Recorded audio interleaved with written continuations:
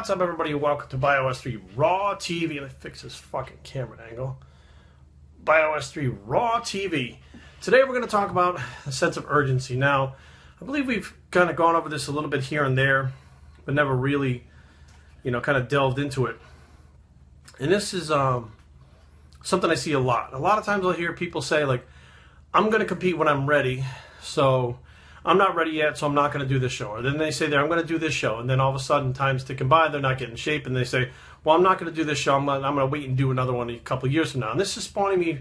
This video is being spawned by, actually, Kari Green made a video recently about talking about how he pulled out of the Prague Pro. And he said, as an amateur, you're afforded that luxury of being able to pull out of a show and just say, I'll do it later, do it 5 years from now. And he's right. A lot of people say they're going to do something, and when you don't have the sense of urgency, like, the pros, they sign a contract. So if they don't show up at a show, they decide not to do it, they have signed the contract and they wind up getting fined. So they wind up paying a fine if they don't do the show. So obviously you don't want to pay the fine and you want to try to win that prize money. So there's a sense of urgency that you're forced into making every workout 100%. Every time you eat a meal, making sure it's on point macro-wise. Every time you do anything, it's 100% to make sure that you get to that destination at the end. You're 100%. Now, hey, bro. So by having the ability to pull out of the show, no sense of urgency, I've seen people, there's a girl right now who's on Facebook. And this girl, her coach is a fucking moron. He's a complete fucking idiot. He's been having her dieting for like years, and she's still nowhere fucking near contest shape. And she picked the show. I'm going to do a show. I'm going to do a show. And then the next thing you know, it's like, well, it's getting pretty rough, and I'm not really exactly where I need to be, so I'm going to wait another 6 months to do another show. And it's like, motherfucker, it's like 2 years you've been dieting. If you haven't hit it in 2 years, what makes you think it's going to happen in 6 months? Like, your progress is so slow or you're going backwards. Like, something has to give, but you keep putting the show off, I can almost guarantee this lady will never fucking do a show ever. And it basically comes down to the point of she's going to have to focus 100% on that show to get the results, to be where she needs to be, and she's just never going to do that. The urgency is not there. Now, you can kind of look at it like this. If you have a big test coming up, and you got to fucking make sure that you're 100% so you pass that test, there's a sense of urgency to study and learn the material and get it done so that you pass the test. If you're able to just kind of push that test off, you're never going to study like that. You're never going to learn that material like that. I'll take it when I'm ready. I'll take it when I'm ready. It doesn't work like that. The sense of urgency was what makes you better. It makes you sharper. It makes you learn faster. And it makes you learn more in depth because of that sense of urgency. You need to get it done. You need to get it done by this time. A lot of things in life work that way. Being a drug addict, a lot of people say, well, I wasn't ready to quit. No, you weren't forced into it. Okay? If you say, well, I'll quit when I'm ready, I'll quit when I'm ready, and a lot of drug addicts say that, and they never end up quitting. I know this because I'm a drug addict. And I used to say to myself, I'm not ready to quit. I'm not ready. I'll quit when I'm ready. There is no ready. Okay, you're ready is when you're forced into it because you have fucking zero money, or you've been locked up for fucking stealing, or you wound up in the fucking hospital, almost died. Your ready is when you're forced into it from circumstances that makes you hit a rock bottom.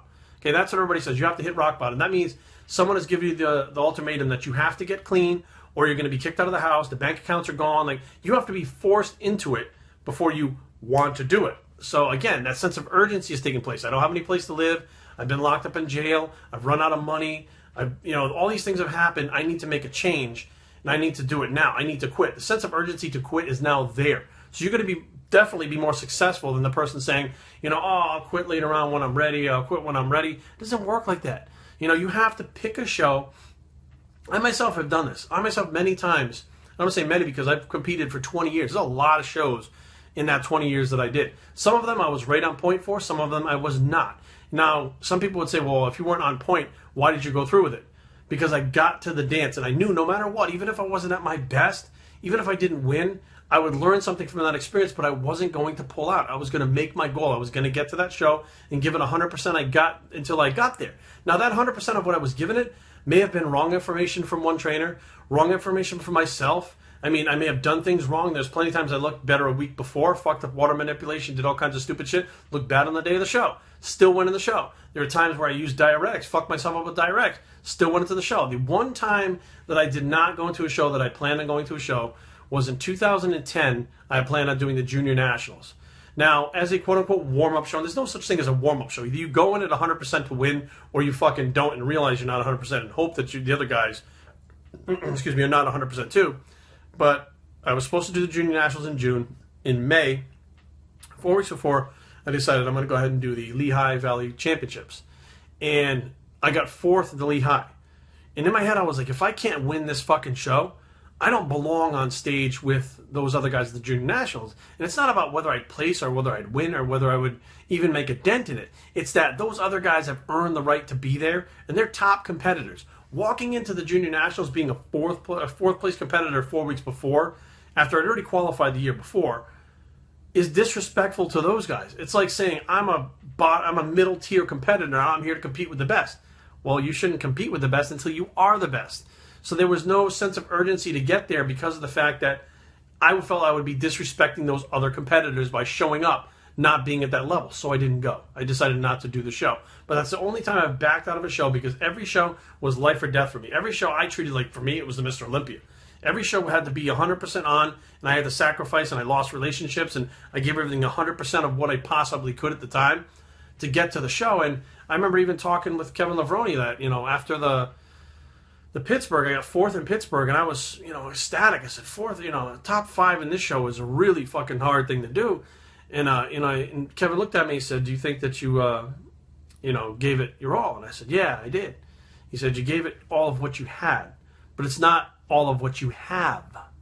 And I was kind of confused by that. And what he meant by that was going through the breakup with my girlfriend at the time, moving out, getting a new place to live, getting situated, working 4 jobs, all that stress and mental stuff that was going on was taking something out of me. But what was left, let's say it was 80%. I was giving 100% of that 80% that was left. But that's still not 100%.